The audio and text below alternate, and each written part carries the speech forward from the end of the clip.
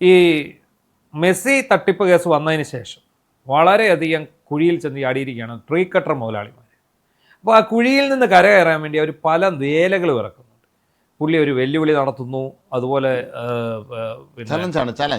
Challenge നടത്തുന്നു, പലവിധ കാര്യങ്ങൾ നടത്തുന്നു. പിന്നെ സതീശനെതിരെ വ്യാജ വാർത്തകൾ വാരി വിതറി പ്രചരിപ്പിക്കുന്നു. പിന്നെ CPM-കാരുടെ പിന്തുണയോടുകൂടി പല വിധത്തിൽ ഉള്ള നാടകങ്ങൾ നടത്തുന്നു. അതിനിടയ്ക്ക് മിനിഞ്ഞാന്ന് വൈകിട്ട് ഒരു വലിയ സംഭവം ഉടൻ വരുന്നു. നാളെ രാവിലെ കേരളം ഞെട്ടുന്ന വാർത്ത എന്നൊക്കെ പറഞ്ഞിട്ട് എന്തുവായിരുന്നറിയോ ഞെട്ടുന്ന വാർത്ത? PC ജോർജ് പറഞ്ഞെന്ന് 4.5 കോടി രൂപയുടെ ഫണ്ട് തട്ടിപ്പ് BJP-ക്കുള്ളിൽ നടന്നു എന്നാണ്. അദ്ദേഹം ഒരു പാർട്ടി മീറ്റിംഗുകളിൽ സംസാരിക്കുന്നതാണ്. അത് ആരോ രഹസ്യ നമുക്ക് കാണുമ്പോൾ അറിയാം, എൻ്റെ വിഷയമാണ് പറയുന്നത്, മൊബൈലിൽ പകർത്തിയതാണ്. അപ്പോൾ അത് അങ്ങോട്ട് പുറത്തോട്ട് വിട്ടു. അത് കോമഡി എന്താണെന്ന് ചോദിച്ചാൽ ഇവരെന്താണോ ഉദ്ദേശിച്ചത് അതിന് നേരെ ഓപ്പോസിറ്റായിട്ടാണ് സംഭവിച്ചത്.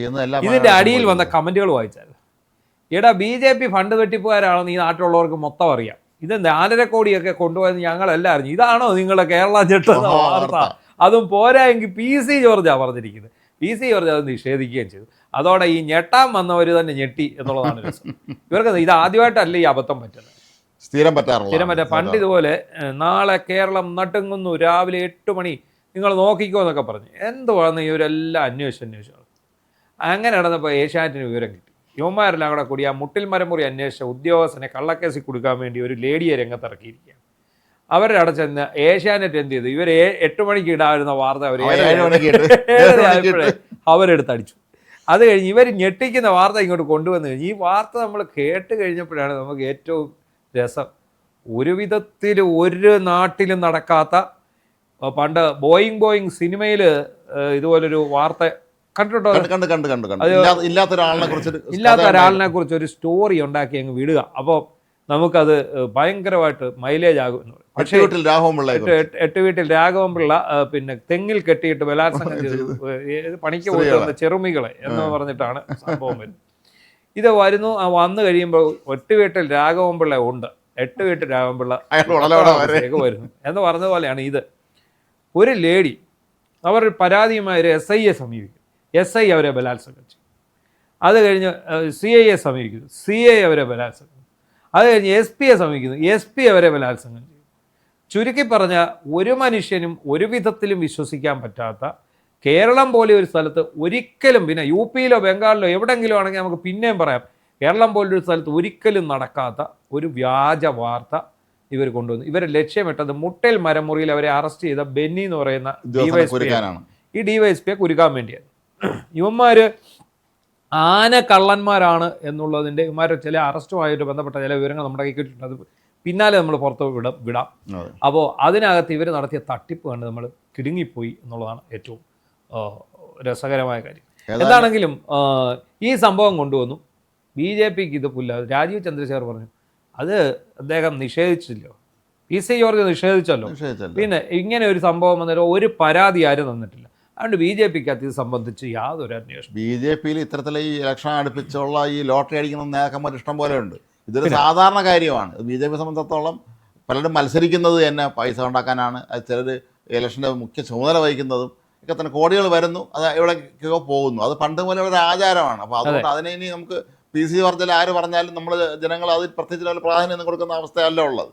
അതാണ് കേരളം ഞെട്ടിക്കുന്ന വാർത്തയായിട്ട് കൊണ്ടുവന്നത്. അവർ കൊണ്ടുവന്നത് ഈ വാർത്ത കേട്ടിട്ട് ഞെട്ടിയത് ആരാന്നറിയോ? യുവന്മാർ തന്നെ ഞെട്ടി. PC ജോർജ് അത് തെറിയും പറഞ്ഞു. ചില യുവന്മാർ കുറെ കേസിൽ കന്ന് കുടുങ്ങിയിട്ടുണ്ട്. ആ കേസിൽ നിന്ന് ശ്രദ്ധ ഇരിക്കാൻ വേണ്ടി എൻ്റെ പേര് വലിച്ചിട്ട് അത് പുള്ളി പറഞ്ഞു. അത്രേ ഉള്ളൂ. അത് സത്യമാണ്. പിന്നെ PC-യുടെ സ്വഭാവം അറിയാമല്ലോ. PC ദേഷ്യം വന്നു കഴിഞ്ഞാൽ പുള്ളി എന്തും വിളിച്ചു പറയും.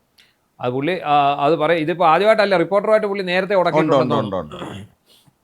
ഇതല്ലാതെ തന്നെ BJP-യിൽ ഈ തിരുവനന്തപുരത്ത് ഫണ്ട് വെട്ടിപ്പുമായിട്ട് ബന്ധപ്പെട്ട് വലിയ തോതിലുള്ള വന്നിട്ടുണ്ട്. അവിടെ ഇപ്പോൾ വിവാദങ്ങൾ വരും, അത് കെട്ടടങ്ങും. അതിപ്പോൾ പൈസ കിട്ടിയവന് ഭാഗ്യം ലോട്ടറി എന്നേ പറയാൻ പറ്റുള്ളൂ. എല്ലാവർക്കും ഇതിനൊരു അവസരം കൊടുക്കുക, അതാണ് ചെയ്യുന്നത്. അല്ല കുറച്ച് പേര് മാത്രം കൊണ്ടുപോകണം ഈ പരിപാടി നിർത്തിയിട്ട് എല്ലാവർക്കും ഇതിനുള്ള അവസരം കൊടുക്കുക, അതാണ് സംഭവിച്ചിരിക്കുന്നത്. അപ്പോൾ എന്തായെങ്കിലും റിപ്പോർട്ടർ ചാനൽ തങ്ങളെ വൈറ്റ് വാഷ് ചെയ്യാൻ വേണ്ടി, സ്വയം വൈറ്റ് വാഷ് ചെയ്യാൻ വേണ്ടി ഒരു സംഭവം കൊണ്ടുവന്നു. ആ കൊണ്ടുവന്ന സംഭവം നേരെ തിരിഞ്ഞ് വീണ്ടും അവരുടെ ഗതികേടിലേക്ക് വന്നു. മാത്രമല്ല ഇന്ന് തൊട്ട് SIT അന്വേഷണം തുടങ്ങുകയാണ്. ഈ GST ഇൻ്റലിജൻസുമായിട്ട് മൊഴിയെടുത്ത് അവരുടെ കയ്യിൽ നിന്ന് റിപ്പോർട്ട് വാങ്ങിക്കൊണ്ട് അവർ അന്വേഷണം തുടങ്ങുകയാണ്. എന്താണ് ഈ മെസ്സി തട്ടിപ്പ് എന്താണെന്നതിനെക്കുറിച്ച്. ED വരുന്നുണ്ട്. ED വന്ന് കയറും. ഇതാര് വന്നാലും ഈ തട്ടിപ്പ് സഹോദരങ്ങൾക്ക് ഇതൊന്നും ഒരു വിഷയമല്ല. അവരുടെ തട്ടിപ്പിൻ്റെ ഒരു രീതി എന്ന് പറഞ്ഞാൽ അവർ ചെയ്തിരിക്കുന്ന ആ തട്ടിപ്പ് കണ്ടാൽ നമ്മുടെ കണ്ണ് തള്ളി. അല്ല, മറ്റേ കെ രതീഷ് അയാൾക്കെതിരെ ഓരോ കോടതി വിധി വരുമ്പോഴും അന്ന് ഓഫീസിൽ മട്ടൻ ബിരിയാണി വിതരണം നടത്തുമെന്ന് പറഞ്ഞതിൻ്റെ വേറെ പതിപ്പാണ്. അതാണ് എന്ന് പറഞ്ഞതുപോലെയാണ്. ഇതൊക്കെ ഒരു അലങ്കാരമായിട്ട് എടുത്തിട്ടുള്ളവരാണ്. ഞങ്ങൾ ഇങ്ങനെയാണ്, ഇതാണ് ഞങ്ങളുടെ രീതി. എന്തായാലും തങ്ങൾക്ക് പറ്റിയ മാനക്കേടിൽ നിന്ന് രക്ഷ നേടാൻ വേണ്ടി ആദ്യം അവർ കൊണ്ടുവന്നത് മെറ്റ കാർഡുകൾ നീക്കിയത് സതീശൻ പറഞ്ഞിട്ടാണെന്ന് പറഞ്ഞുള്ള ആ ഒരു നാടകം. രണ്ടാമത് കൊണ്ടുവന്നത് ഇതായിരുന്നു, പിന്നെ ഈ BJPയുടെ പി സി ജോർജ്. രണ്ടും പൊളിഞ്ഞു. കാരണം മെറ്റ തന്നെ വന്ന് പറഞ്ഞു ഞങ്ങളല്ല നീക്കിയത്, ഇത് ഇവർ നീക്കിയതാണ്, മെറ്റയ്ക്ക് AI ഇതിൽ വന്ന പിഴവാണ്, ഞങ്ങൾ മനഃപൂർവ്വം നീക്കിയതല്ല എന്ന് മെറ്റ തന്നെ വന്ന് പറഞ്ഞോടെ അത് പൊളിഞ്ഞു. അത് കഴിഞ്ഞ് PC ജോർജ് എവിടെയോ പ്രസംഗിച്ചതിൻ്റെ ഒരു വിഷ്വൽ അടർത്തിയെടുത്ത് അത് കൊണ്ടുവന്ന് അടിച്ചിട്ട് അദ്ദേഹം അത് ഇത് ചെയ്യുകയും ചെയ്തു. PC ജോർജിൻ്റെ സ്വഭാവം നമുക്കറിയാം. അദ്ദേഹം വായി വരുന്ന അപ്പോൾ വിളിച്ചു പറയും. കുറച്ച് കഴിയുമ്പോൾ പുള്ളി അത് മാറ്റി പറയും, ഞാനിത് മുമ്പേ അങ്ങനെ പറഞ്ഞപ്പോൾ അത് എനിക്ക് തെറ്റായ ഒരു വിവരമായിരുന്നു എന്ന് പുള്ളി. ഇവിടെ അത് തന്നെ സംഭവിച്ചു. ബ്രേക്കിങ്ങും കൊണ്ട് 8 മണിക്ക് ഞെട്ടുന്ന ബ്രേക്കിങ്ങുമായിട്ട് വന്നിട്ട് അവസാനം എങ്ങും ഞൊട്ടാനും പറ്റാതെ പോയി. മാത്രമല്ല ഇപ്പോൾ ഈ അഗസ്റ്റിൻ സഹോദരന്മാർ ഈ കേസിനകത്ത് മിക്കവാറും കുടുങ്ങാനുള്ള സാധ്യത വളരെയധികമാണ്. അത് പക്ഷേ അത് അവർക്കൊരു അലങ്കാരമായി കണക്കാക്കുന്നതുകൊണ്ട് എന്തായാലും നമുക്ക് കാത്തിരുന്നതിനെ കാണേണ്ടി വരും എന്താണ് സംഭവിക്കാൻ പോവുകയെന്ന്. എന്തായാലും ഈ BJPയുടെ ഫണ്ട് തട്ടിപ്പ് ഒരു പുതുമയുള്ള കാര്യമേ അല്ല.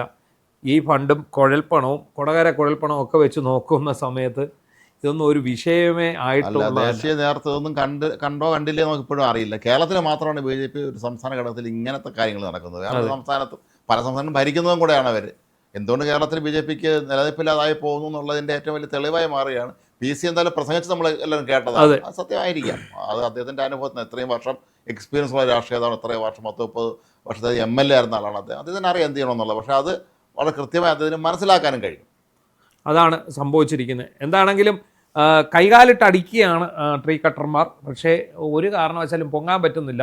കൂടുതൽ ടാറിനകത്ത് വീണ കിളിയെ പോലെ ആയി കിടക്കുകയാണ്. ഇങ്ങനെ തൂവലുകൾ ഇങ്ങനെ ഓരോന്നോരോന്നായി ടാറിൽ മുങ്ങി പൊയ്ക്കൊണ്ടിരിക്കുകയാണ്. അത് എന്നിട്ടും ഇതിനൊരു ഉളുപ്പ് എന്ന് പറഞ്ഞൊരു സംഭവം ഇല്ല എന്നുള്ളതാണ്. ഉളുപ്പിൻ്റെ ആവശ്യമില്ല. അതിനകത്ത് ഏറ്റവും പ്രധാനപ്പെട്ട കാര്യം. എന്തായാലും PC ജോർജിനെ വെച്ച് BJPക്കെതിരെ അടിക്കാൻ നോക്കി, നടന്നില്ല, ചീറ്റിപ്പോയി. അങ്ങനെ BJPക്കാരെ കൂടെ ശത്രുക്കളാക്കി കഴിഞ്ഞപ്പോൾ ആൻ്റപ്പന് വലിയ സന്തോഷമായി കാണണം, അല്ലേ? അതെ.